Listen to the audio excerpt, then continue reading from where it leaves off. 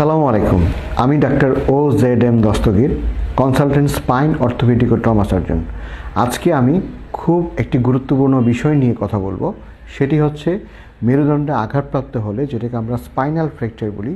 Spinal fracture হওয়ার পর কি কি উপসর্গ নিয়ে উপস্থাপিত হবে এবং স্পাইনাল ফ্র্যাকচার বা মেরুদণ্ডে আঘাতপ্রাপ্ত হওয়ার পরে কি কি উপসর্গ থাকবে এবং এর কারণে কি কি ক্ষতি হবে এবং এর প্রাথমিক চিকিৎসায় যে বিষয়গুলো আমাদেরকে খেয়াল রাখতে হবে, এর চিকিৎসা কি কি রয়েছে এবং চিকিৎসা পরবর্তী করণীয় যেগুলো, সেগুলো আজকে আমি আলোচনা করব।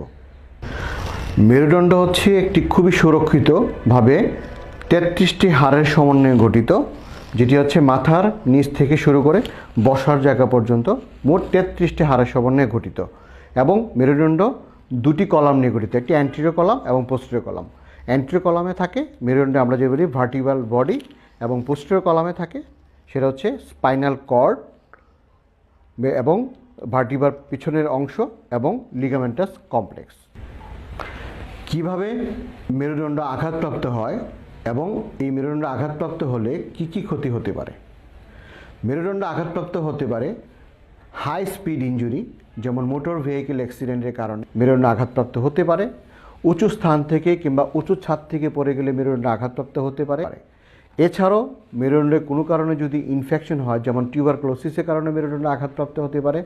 মেরুদণ্ডে যদি টিউমার থাকে, টিউমারের কারণেও অনেক সময় মেরুদণ্ড আঘাত, প্যাথোলজিক্যাল কারণেও মেরুদণ্ড আঘাতপ্রাপ্ত হতে পারে।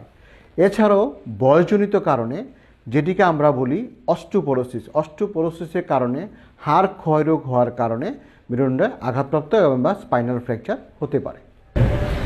যে কোনো কারণেই হোক, মেরুদণ্ড যখন আঘাতপ্রাপ্ত হয় যে উপসর্গগুলো নিয়ে আসবে তার ভিতরে প্রধান হচ্ছে তীব্র ব্যথা আমাদের মেরুদণ্ডে অনুভূতি হবে। সাথে সাথে আমাদের হাত পায়ের শক্তি কমে যেতে পারে এবং সাথে সাথে আমাদের হাত পায়ের অনুভূতিও তারতম্য হতে পারে এবং অনুভূতি কমে যেতে পারে, এবং একই সাথে আমাদের প্রস্রাব পায়খানার যে অনুভূতি সেটাও কমে যেতে পারে। এই বিষয়গুলো আমাদেরকে খেয়াল করতে হবে। মেরুদণ্ড ভেঙে যাওয়া কিংবা স্পাইনাল ফ্র্যাকচার হলে প্রথম দিকে আপনি উপস্থিত হিসেবে রোগীর সাথে যদি থাকেন, সাধারণ মানুষ হিসেবে আমাদের যেসব বিষয় করণীয়, যেসব বিষয়গুলো খেয়াল করতে হবে খুবই গুরুত্বপূর্ণ, খুবই খেয়াল করে শুনুন। যখন কোনো রোগী উপর থেকে নিচে পড়ে যাবে, উঁচু স্থান থেকে পড়ে যাবে, কিংবা রোড ট্রাফিক অ্যাক্সিডেন্ট কিংবা যে কোনো কারণেই যখন নাকি মেরুদণ্ডে আঘাতপ্রাপ্ত হবে, প্রথমে তাকে সমতল শক্ত বিছানায় শুয়ে দিতে হবে অথবা স্ট্রেচারে তাকে যত দ্রুত সম্ভব তাকে হাসপাতালে স্থানান্তর করতে হবে।